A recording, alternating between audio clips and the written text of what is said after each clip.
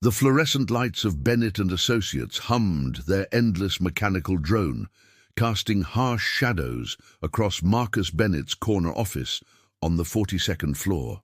Outside, Chicago's November wind rattled the floor-to-ceiling windows, pushing grey clouds across a sky that matched his mood perfectly. It was 9:47 p.m., and Marcus had been staring at the same spreadsheet for 3 hours, watching his company's financial projections spiral into catastrophic territory. The numbers didn't lie. They never did. Bennett and Associates, the architectural firm his father had built over 30 years, was hemorrhaging money. The Riverside Plaza project, their biggest contract in a decade, was 3 months behind schedule, $2 million over budget, and the client was threatening to pull out. Marcus ran his hands through his already disheveled dark hair, noting absently that more grey had appeared at his temples in recent months. At 38, he was too young to feel this old, too experienced to make the mistakes that were drowning his company. His phone buzzed for the 100th time that evening. Another message from his lead engineer about foundation problems. Another email from the accounting department about unpaid invoices. Another text from his ex-wife's lawyer about missed child support payments. He threw the phone across his mahogany desk, watching it skitter and nearly fall off the edge. "Burning the midnight oil again, I see." The voice came from his doorway, and Marcus's jaw clenched immediately. Sarah Chen stood there in her usual professional attire, navy blazer, white blouse, dark pants, holding a tablet and wearing that expression of calm competence that had been getting under his skin for weeks. She was his project manager, hired 6 months ago despite his reservations. At 32, she was younger than most of his senior staff, but she'd come with impressive credentials from a firm in New York. His COO had insisted they needed fresh perspective. Fresh perspective. What a joke that had turned out to be. "What do you want, Sarah?" Marcus didn't bother hiding his irritation. "I thought I made it clear in this morning's meeting that I didn't need any more of your suggestions." Sarah stepped into the office, seemingly unfazed by his tone. The Chicago skyline glittered behind her, 1,000 points of light in the darkness. "I've been reviewing the Riverside Plaza numbers." "Everyone's been reviewing the numbers," Marcus cut her off, his voice rising. "That's all anyone does around here. Review, analyze, discuss. Nobody actually fixes anything." "If you'd let me finish." "No." Marcus stood abruptly, his chair rolling back and hitting the credenza behind him with a dull thud. 6 months of frustration, fear, and failure came bubbling up like lava. "No, I won't let you finish. You know what your problem is, Chen? You think because you spent 5 years at some fancy Manhattan firm, you understand how we do things here. You think you can waltz in with your tablets and your digital projections and revolutionize everything my father spent 3 decades building?" Sarah's expression remained neutral, but Marcus saw her grip tighten on the tablet. "Marcus, I'm just you're trying to undermine me at every turn." His voice echoed off the windows. "In meetings, you question my decisions. With the clients, you suggest alternative approaches. With my own staff, you plant seeds of doubt about my leadership. I've had it, Sarah. I am done with your constant interference." Interference? For the first time, emotion cracked through Sarah's professional veneer. "I'm doing my job. Someone has to because you're so busy being defensive that you can't see. Get out." The words came out quiet but deadly. Sarah stopped mid-sentence. "I'm sorry? Get out." Marcus repeated louder this time. His heart was pounding, his hands shaking with adrenaline. "Get out of my office. Get out of my building. You're fired, effective immediately. Security will escort you to collect your things." The silence that followed was deafening. Even the wind outside seemed to pause. Sarah stared at him with an expression Marcus couldn't quite read. Hurt, anger, disappointment, maybe all three. "You're making a mistake," she said finally, her voice steady despite the pallor that had crept into her face. "The only mistake I made was hiring you in the first place. Now get out before I call security myself." Sarah stood there for another long moment, then nodded once. "Fine." But you should know that the solution to your Riverside Plaza problem is on page 17 of this report.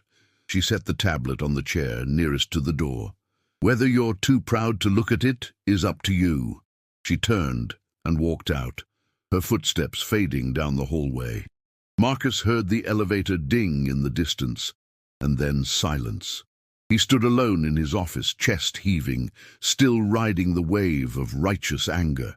But as the adrenaline began to fade, another feeling crept in. Not guilt. He wasn't ready to feel that yet, but something uncomfortable that sat in his stomach like a stone. His phone buzzed again. He grabbed it, ready to throw it against the wall this time, but the message stopped him cold. It was from Tom Harrison, the Riverside Plaza client. "Marcus, we need to talk first thing Monday morning. If you don't have a solution to the foundation issue by then, we're pulling the contract and pursuing legal action for damages. This is your final warning." Marcus sank back into his chair, the weight of reality crushing down on him. Monday was 3 days away. Without the Riverside contract, Bennett and Associates would go under within 6 months. His father's legacy would be destroyed. His employees, good people with families and mortgages, would lose their jobs, and it would all be his fault. He looked at the tablet Sarah had left behind, sitting innocuously on the chair, like a ticking time bomb. "Page 17, she'd said.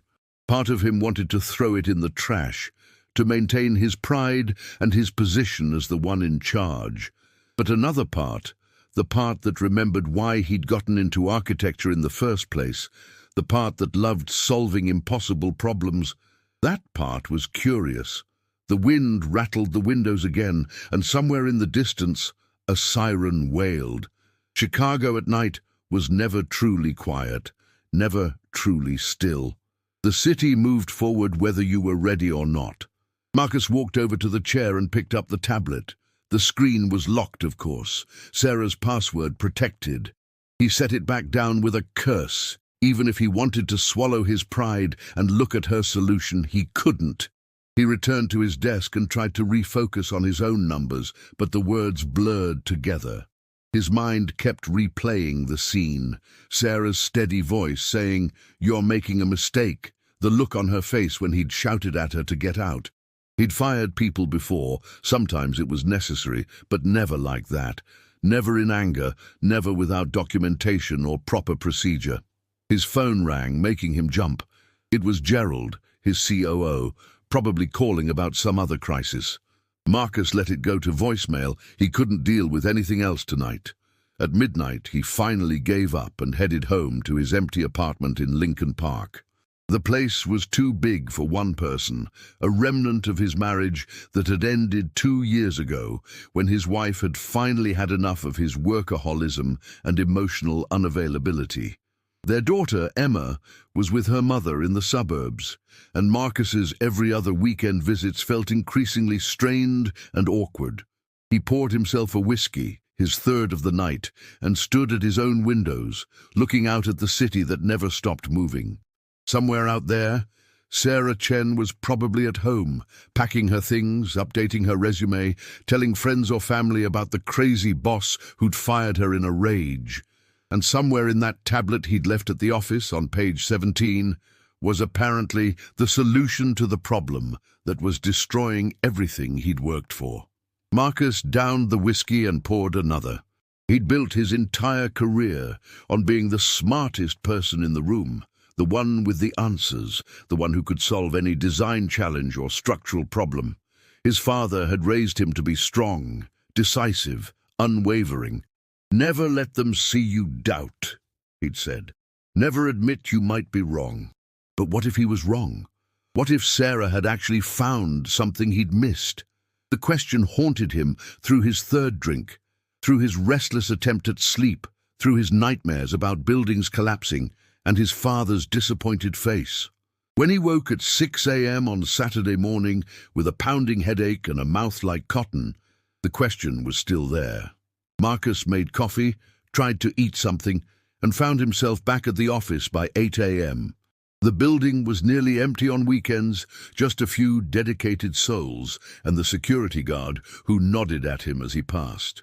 The tablet was still there on the chair where he'd left it, mocking him. He sat down at his desk and tried to work on his own solution to the Riverside problem, but every calculation led to the same dead end. The foundation issue was impossible to fix without completely redesigning the lower levels, which would add at least another $1 million and 6 months to the timeline. The client would never accept it. They'd sue, and they'd win. At noon, Marcus admitted defeat. He picked up the tablet and took it down to the IT department, where a young tech named Danny was working weekend hours. "Mr. Bennett?" Danny looked surprised to see the CEO on a Saturday. "What can I do for you?"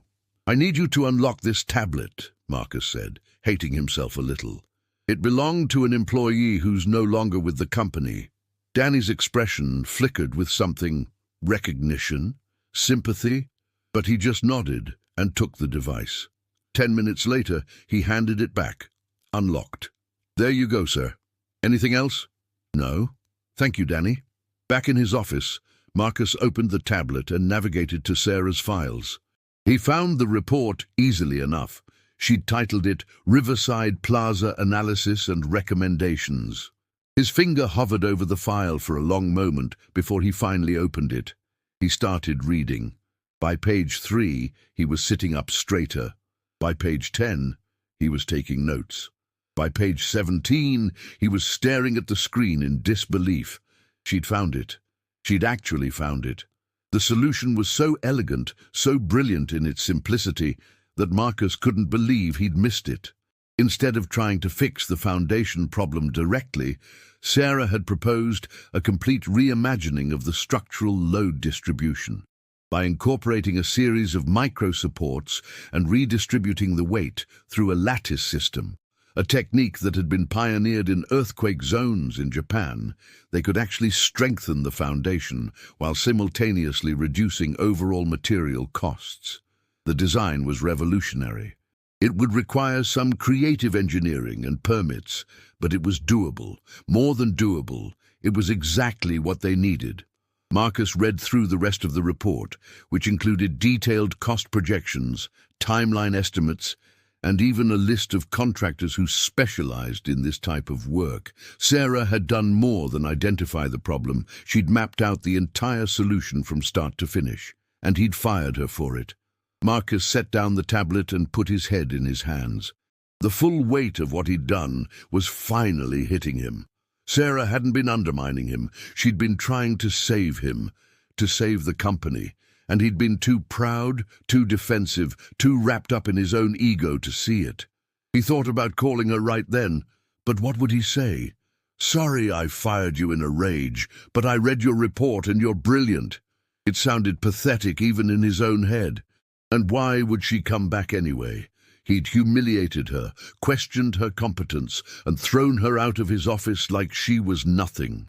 The Chicago afternoon stretched into evening, and Marcus sat alone with his thoughts and his shame. He'd spent his entire career building a reputation as a strong leader, but in this moment he realized that strength and stubbornness weren't the same thing. His father's advice, "Never admit you might be wrong," was starting to sound less like wisdom and more like a recipe for disaster. Sunday passed in a blur of anxiety and self-recrimination. Marcus tried to prepare a presentation based on Sarah's findings, but it felt hollow. These weren't his ideas, and pretending they were would be just one more failure of character. Monday morning arrived too quickly.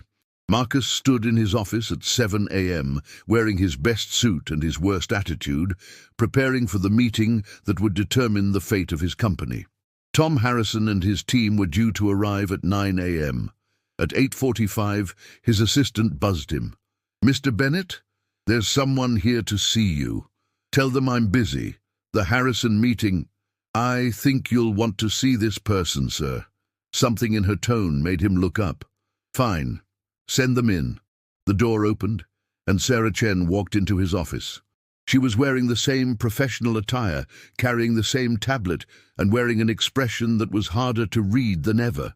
But she was there. She'd come back. Marcus stood, momentarily speechless.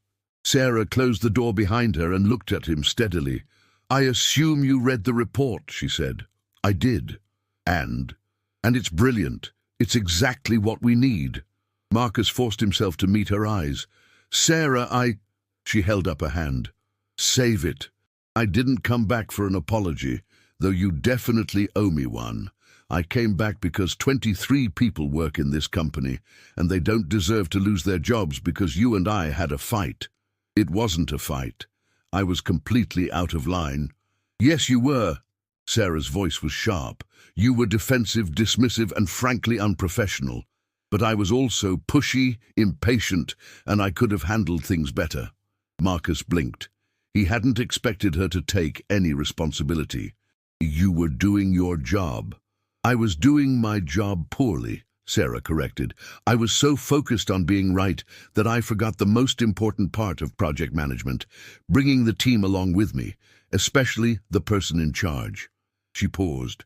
But that's something we can work on later. Right now, we have a meeting in 15 minutes and we need to save this company. The relief that flooded through Marcus was almost physical.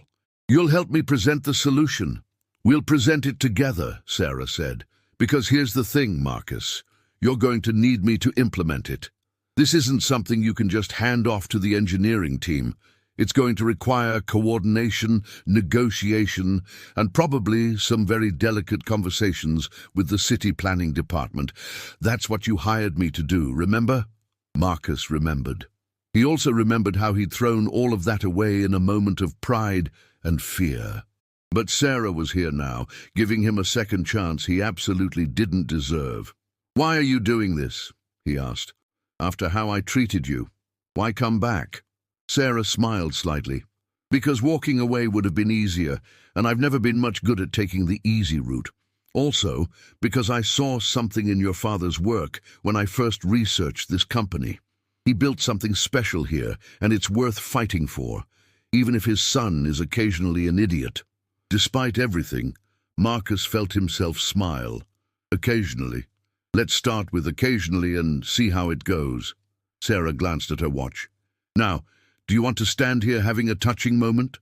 Or do you want to save Bennett and Associates? Both? Fair enough. But we'll need to do the touching moment later. Right now, we have work to do. As Tom Harrison and his team arrived for the meeting that would determine everything, Marcus and Sarah stood side by side, ready to present the impossible solution. Marcus didn't know if it would work. He didn't know if the client would accept it, if the city would approve it, or if his company would survive to see another year. But he did know one thing. He wasn't facing it alone anymore. And maybe that was the first step toward actually being the leader he'd always thought he was. The Harrison meeting had gone better than Marcus could have hoped. Tom Harrison, a silver-haired developer known for his cutthroat business tactics, had listened to their presentation with his arms crossed and his expression skeptical. But as Sarah had walked him through the micro-support lattice system, showing him the projected cost savings and timeline improvements, something had shifted in his demeanor. This is significantly different from what your original team proposed, Harrison had said, his eyes moving between Marcus and Sarah. Why didn't we see this 3 months ago? It was a fair question, and one that made Marcus's collar feel tight. But Sarah had stepped in smoothly. Because 3 months ago, we didn't have the data we have now. The foundation issues revealed structural weaknesses that actually gave us an opportunity to innovate. Sometimes you need to see where something breaks before you can build it better. Harrison had considered this, then nodded slowly. I like it. It's risky, but I like it. You've got 2 weeks to get the permit sorted and another 4 weeks to show me proof of concept on the ground. If the numbers start sliding again, we're done. Understood. They'd understood. As Harrison's team had filed out, Marcus had felt like he could breathe for the first time in months. They had a chance. An impossible, improbable chance, but a chance nonetheless. Now, 3 days later, Marcus sat in the conference room with Sarah and the senior staff, facing the reality of actually implementing the solution.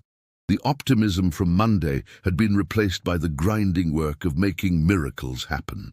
The city planning department is going to be our biggest hurdle, Sarah was saying, pointing to a timeline projected on the wall screen. This type of structural innovation hasn't been approved in Chicago before. We'll need to bring in an independent engineering firm to verify the calculations, and then we'll need to present to the Planning Commission. Gerald, the COO who'd originally pushed to hire Sarah, leaned back in his chair. That could take months. We don't have months, which is why we're going to need to call in some favors, Sarah replied. She glanced at Marcus. I know you have a contact at Morrison Engineering. Michael Morrison, right? I used to work with his sister in New York. Marcus nodded, impressed despite himself. Sarah had done her homework. Michael owes me from the Lakeshore project. I can reach out. Good. While you do that, I'll start prepping the documentation for the city. We'll need complete structural analyses, safety reports, and environmental impact assessments. Sarah's fingers flew over her tablet, making notes. I'll also need to coordinate with the contractors. Some of them are going to push back on the timeline. Let me handle the contractors, said James, their senior site manager. He was a barrel-chested man in his 50s who'd worked with Marcus's father. I've been working with most of them for 20 years. They'll listen to me. The meeting continued for another hour, with tasks being divided and deadlines being set. Marcus watched Sarah work, noticing things he'd been too defensive to see before. The way she listened carefully to each person's input before making decisions, how she acknowledged concerns without letting them derail the conversation, the respect she showed for the experience of the older staff while still pushing for innovation. She was good at this, really good, and he'd almost thrown it all away. After the meeting, Marcus caught up with Sarah in the hallway. Got a minute? She glanced at her watch. I have a call with the structural engineer at 3, but sure. They walked to his office, and Marcus closed the door. Through the windows, Lake Michigan stretched out grey and choppy under November clouds. Winter was coming to Chicago, bringing its usual mix of bitter cold and biting wind. I wanted to thank you properly, Marcus said, shoving his hands in his pockets, not just for the solution, but for coming back. You didn't have to do that. Sarah set her tablet down on the chair, the same chair where she'd left it Friday night. You're welcome. But Marcus, we need to talk about how we work together going forward. I know, and I promise no more explosions like Friday night. That's good, but it's not enough. Sarah's expression was serious. The reason we got into that situation in the first place was because we weren't communicating. You felt like I was undermining you, and I felt like you weren't listening to me. Both of those things were probably at least partially true. Marcus winced, but nodded. Fair. So here's what I need from you. Honesty. If you disagree with my approach on something, tell me directly. Don't let it build up until you explode. And if you're feeling defensive or uncertain about something, say that too. I can't do my job effectively if I'm constantly trying to guess what you're thinking. And what do you need from me? Marcus asked. Patience and trust. Sarah met his eyes. I know I'm younger than most of your senior staff. I know I'm an outsider. But you hired me because I'm good at what I do. Let me do it without constantly second-guessing whether you're about to fire me again. The words stung because they were true. I can do that. And Sarah, I really am sorry. What I said Friday night, about you being a mistake, about undermining me, none of that was true. I was scared and angry, and I took it out on you. Something softened in Sarah's expression. Scared about what? Marcus walked to the window, looking out at the city his father had loved. About failing, about losing everything my father built, about proving that I'm not capable of living up to his legacy. He laughed bitterly. My dad was this larger-than-life figure, you know. He could walk into a room and command respect just by existing. Clients trusted him, employees loved him, and he never doubted himself, not once. And you think you need to be exactly like him to succeed? Don't I? Marcus turned back to face her. Everyone here remembers him. Every decision I make is compared to what he would have done. And lately, I've been coming up short. Sarah was quiet for a moment, then said, Can I tell you something about your father? Marcus nodded, surprised. I researched Bennett and Associates thoroughly before I applied here. I read every article, every interview, every piece of documentation I could find about the company's history. And you know what I learned about your father. What? He made mistakes. Big ones. The Wicker Park project in 1998 nearly bankrupted the company. The Tribune Tower renovation in 2005 went 40% over budget and took 2 years longer than projected. He was sued twice by clients and once by a contractor. But he survived all of it because he learned from his mistakes, and he wasn't afraid to ask for help when he needed it. Marcus stared at her. How do you know all that? Public records mostly. Court filings, financial disclosures, industry publications. Sarah smiled slightly. The thing about your father's legacy isn't that he was perfect. It's that he built something resilient enough to survive imperfection, including yours. The words settled over Marcus like a weight being lifted.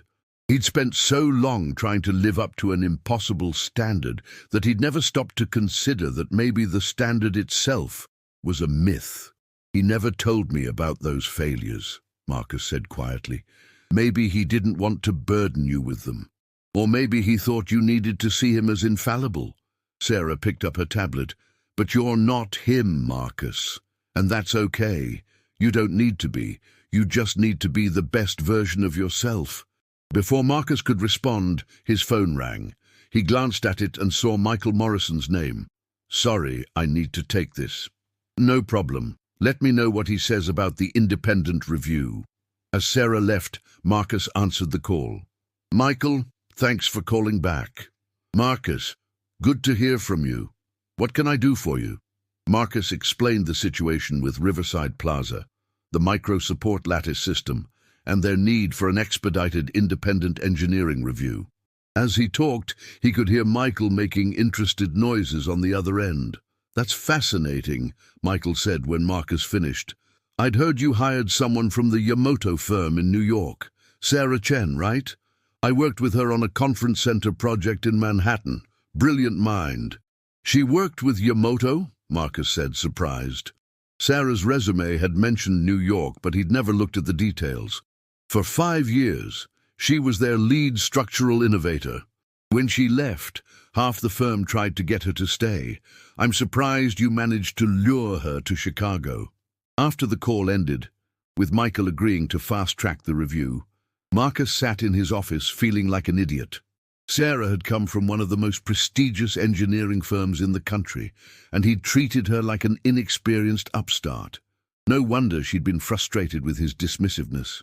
The next 2 weeks were brutal. Marcus and Sarah worked 16-hour days, coordinating with engineers, preparing presentations, and navigating the labyrinthine bureaucracy of Chicago's planning department. They developed a rhythm, learning each other's working styles and communication preferences. Marcus discovered that Sarah was meticulous to the point of obsession, triple-checking every calculation and every document before submitting them. He also learned that she ran on coffee and had a dry sense of humor that only emerged when she was exhausted. Sarah, for her part, seemed to recognize when Marcus was spiraling into stress and would redirect him toward concrete tasks. She was patient with his moments of doubt, but didn't hesitate to push back when he was being unnecessarily resistant to new ideas. One late evening, they were working in the conference room, reviewing the environmental impact assessment for what felt like the 100th time. Marcus's eyes were burning, and he could feel a headache building behind his temples. This section on groundwater displacement doesn't make sense, he said, rubbing his eyes. The calculations seem off. Sarah leaned over to look at his screen, close enough that he could smell her subtle perfume. Something light and professional. You're reading it wrong. Look at the footnote. The baseline measurements were taken during drought conditions, so they had to adjust for normal rainfall. Oh, Marcus felt stupid. Right. It's fine. You've been staring at documents for 12 hours. Your brain is fried. Sarah straightened and stretched, rolling her shoulders. We should probably call it a night. We still have 3 sections to review before the morning meeting, and we'll review them better after some sleep. Sarah started packing up her things. "Come on, Marcus. Martyring yourself won't make the work better." She was right, of course. Marcus saved his files and grabbed his coat.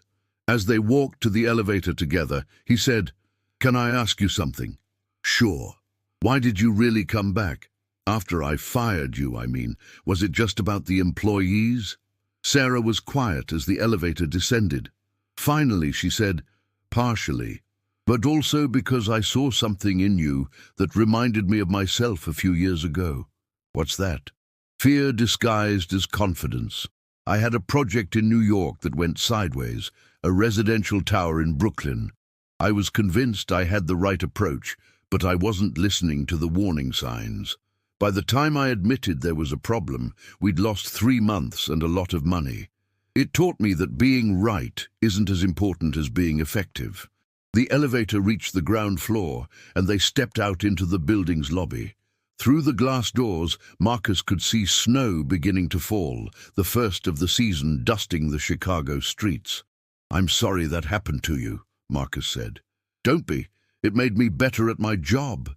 Sarah pulled her coat tighter. "That's why I came back. Because I saw someone making the same mistakes I made, and I thought maybe I could help him avoid some of the pain I went through." They stood there in the lobby, watching the snow fall, and Marcus felt a shift in something he couldn't quite name. This wasn't just a working relationship anymore. It was something more complicated, more meaningful. "Thank you," he said simply. Sarah smiled. "You're welcome. Now go home and get some sleep. Tomorrow's the Planning Commission meeting, and we need you sharp." As Marcus drove home through the snow-dusted streets, he thought about second chances and the strange paths that led people back to where they needed to be. A week ago, he'd thought his world was ending. Now, against all odds, he was starting to believe they might actually pull this off. His phone buzzed with a text from his daughter, Emma. "Mom says you might actually make it to my recital this weekend." "Really?"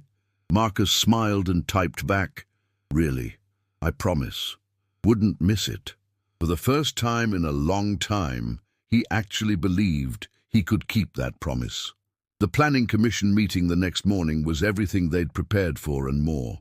The commissioners peppered them with questions about structural integrity, safety margins, environmental impact, and precedent. But Sarah fielded every question with calm confidence, and when Michael Morrison presented his independent engineering review, confirming that the design was not only safe but potentially revolutionary, Marcus saw the tide begin to turn. They got the approval, conditional on monthly safety inspections and mid-project reviews. It was more oversight than ideal, but it was a yes. Walking out of City Hall into the cold December air, Marcus felt lighter than he had in months. Sarah was on her phone, already calling the contractors to get them started. Her cheeks were flushed from the cold, her eyes bright with victory. When she hung up, Marcus said, "We did it." "We did," Sarah agreed. "But that was the easy part. Now comes the actual work." Always the optimist, always the realist, but she was smiling. "Come on, boss, we've got a building to save." As they walked back to the office through Chicago's bustling streets, Marcus realized that somewhere in the past 2 weeks, something fundamental had changed. He'd stopped seeing Sarah as a threat or a rival and started seeing her as a partner, someone he could trust, someone who made him better at his job and, maybe, better as a person. The road ahead was still difficult. The Riverside Plaza project would push them to their limits. There would be more challenges, more late nights, more moments of doubt, but for the first time since taking over his father's company, Marcus felt ready to face them. Not because he had all the answers, but because he'd finally learned to work with someone who could help him find them. After the tour, Harrison pulled Marcus aside. "I wanted to give you a heads up about something. I'm going to be bringing some industry reporters through in a few weeks to do a feature on the project. This lattice system you and Sarah developed, it's generating a lot of interest. Could be good publicity for Bennett and Associates." Marcus's first instinct was pride, but it was quickly followed by concern. "That's great, Tom. But just so you know, the lattice system was Sarah's innovation. She deserves the credit. Harrison studied him for a moment. You know what I like about you, Marcus? A lot of people would take credit for their employees' work. You're not one of them. He clapped Marcus on the shoulder. Don't worry. We'll make sure she gets recognized. Hell, from what I've seen, she might end up more famous than you. I can live with that. After Harrison left, Marcus found Sarah on the building's 4th floor, standing near one of the window openings and looking out at Lake Michigan. The afternoon sun backlit her hair, and Marcus felt that now familiar pull in his chest. Penny for your thoughts, he said, joining her.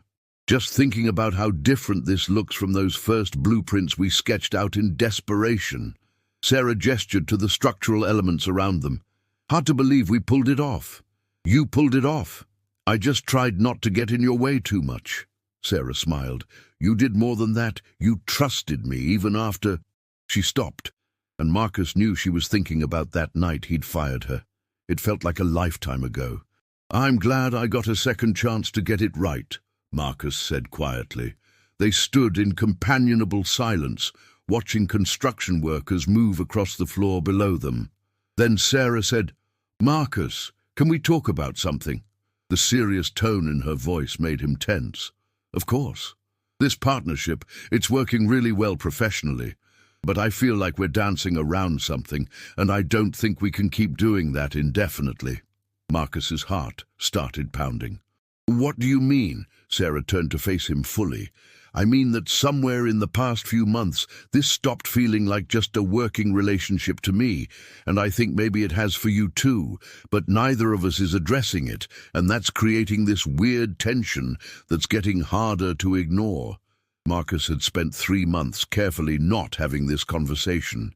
Now that it was happening, he wasn't sure he was ready. Sarah, Let me finish. She held up a hand. I know there are about 100 reasons why this is complicated. We work together. You're technically my boss, even though we're partners. Getting involved could mess up something that's working really well. I understand all of that. But I also think we owe it to ourselves to acknowledge what's happening instead of pretending it doesn't exist. Marcus looked at her. This brilliant, frustrating, essential person who'd walked back into his office 4 months ago and changed everything. You're right. And yes, somewhere along the way I stopped seeing you as just a colleague. I'm not sure when it happened. Maybe when you came back after I fired you. Maybe during those 2 weeks when we were practically living at the construction site. But it happened. So what do we do about it? I don't know.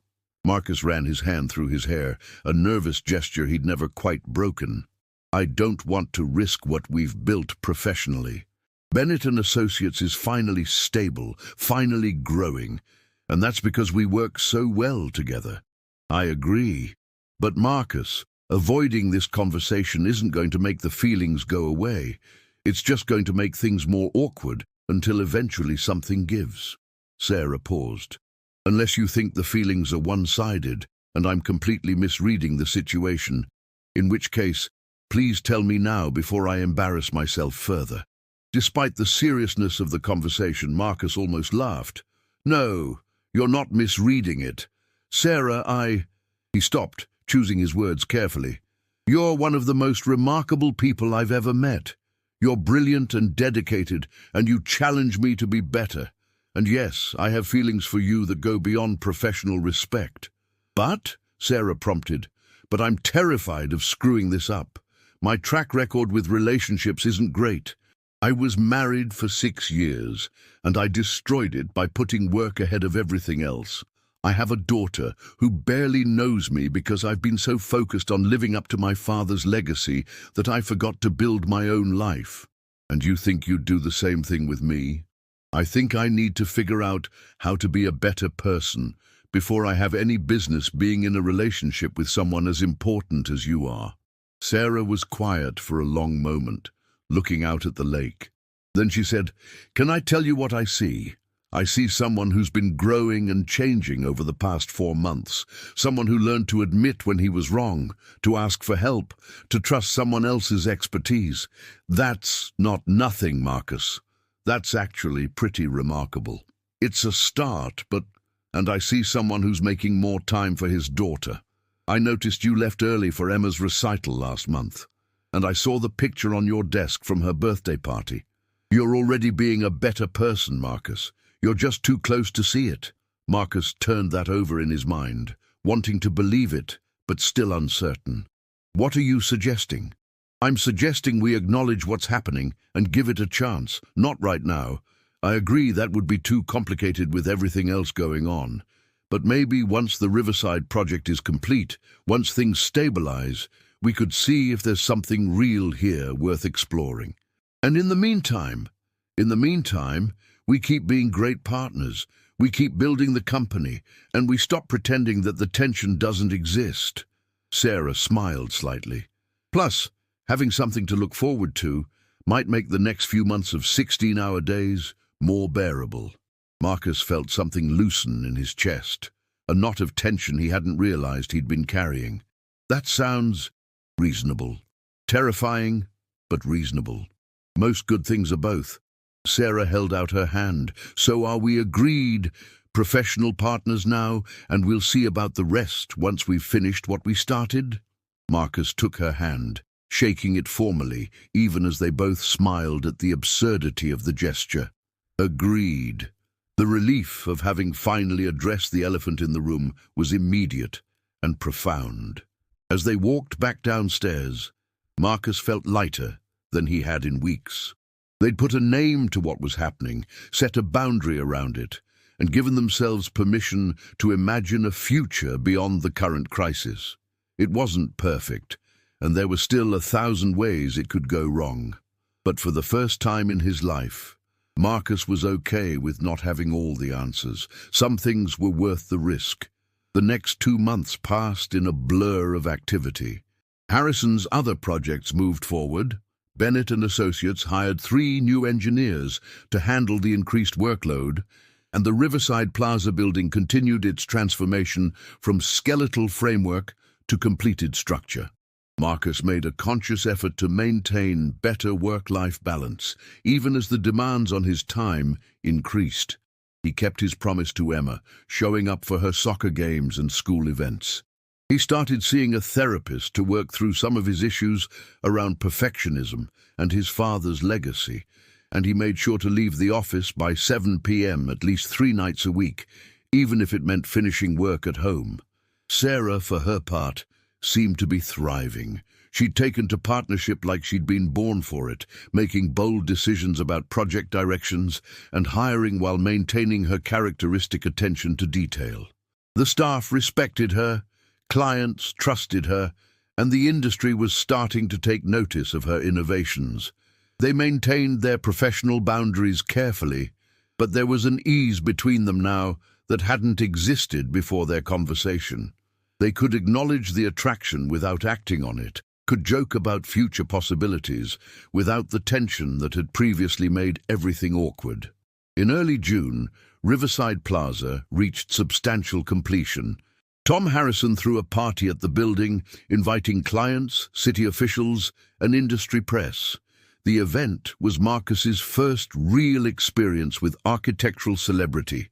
Reporters wanted interviews, other developers wanted to discuss projects, and at least 3 people asked if he was hiring. But the moment that mattered most came late in the evening when Marcus found himself on the building's roof deck, looking out at Chicago's skyline as the summer sun set in brilliant oranges and purples. "Not bad for something that almost destroyed your company," Sarah said, joining him at the railing. "Not bad at all." Marcus looked at her, this woman who'd saved his business, and in many ways saved him.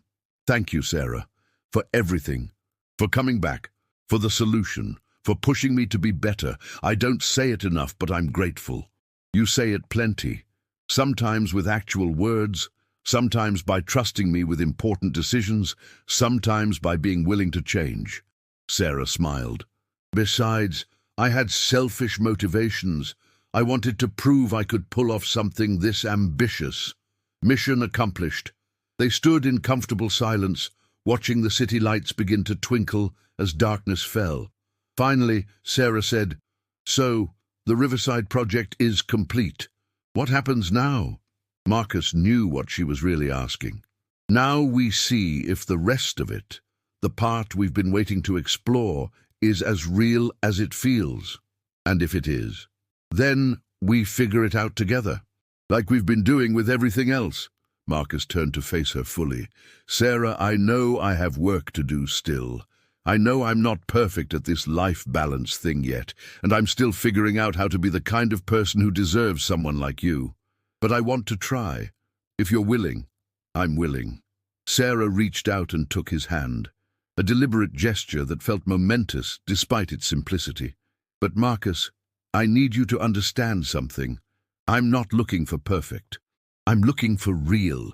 Someone who shows up, who tries, who isn't afraid to grow. You're already that person. Marcus squeezed her hand, feeling the rightness of the moment settle over him like a blessing. So, where do we start? How about dinner? Tomorrow night, somewhere that isn't the site office or a construction trailer, like actual people on an actual date. Revolutionary! Sarah laughed. That's what I do. Revolutionize things. They stayed on the roof deck as the party continued below them, talking about everything and nothing. Marcus told her about his daughter's upcoming birthday and his plans to take a whole weekend off to celebrate.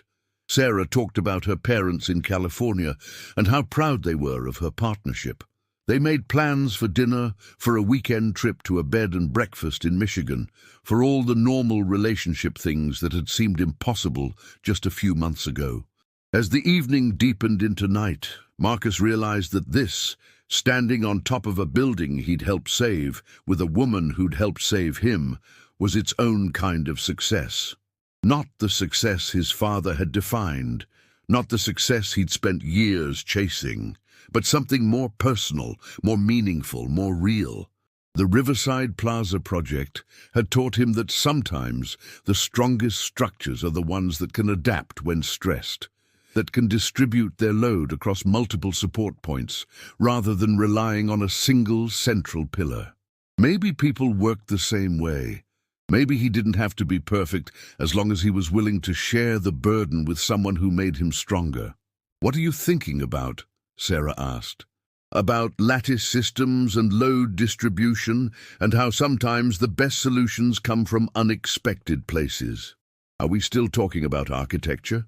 Maybe, maybe not. Marcus smiled. Guess you'll have to stick around to find out. I think I can manage that.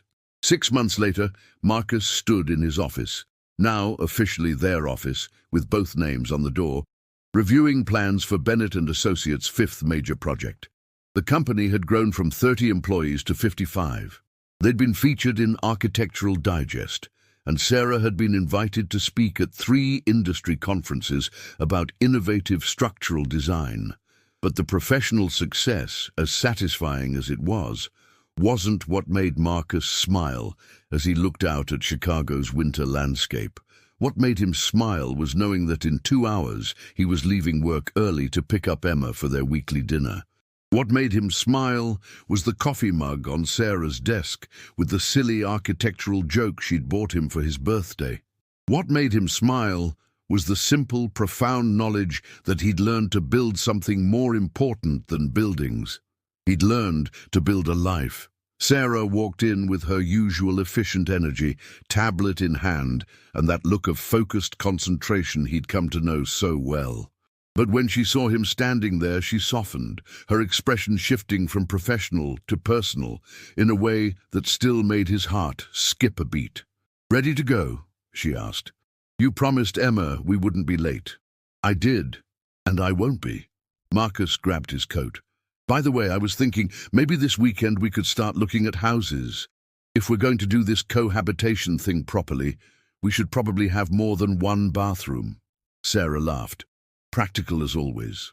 But yes, I think that's a good idea. As long as it has good natural light. I need natural light. And a home office. Some of us still work from home occasionally. Some of us are workaholics who need to learn better boundaries. Takes one to know one, Bennett." They bantered their way to the elevator, their voices mixing with the ambient noise of a successful, thriving company. Marcus thought about that night 8 months ago when he'd shouted, "Get out!" at the person who'd become his partner in every sense of the word. about how close he'd come to destroying everything through pride and fear. But she'd walked back in. She'd solved the impossible. And in doing so, she'd shown him that sometimes the bravest thing you can do is accept help, admit you were wrong, and let someone else carry part of the weight. The elevator descended, carrying them down from the 42nd floor toward the Chicago streets below, toward dinner with his daughter, toward house hunting and future planning, and all the ordinary miracles of a life well lived. Marcus took Sarah's hand, and she squeezed back, and together they walked out into the cold December evening, ready to build whatever came next.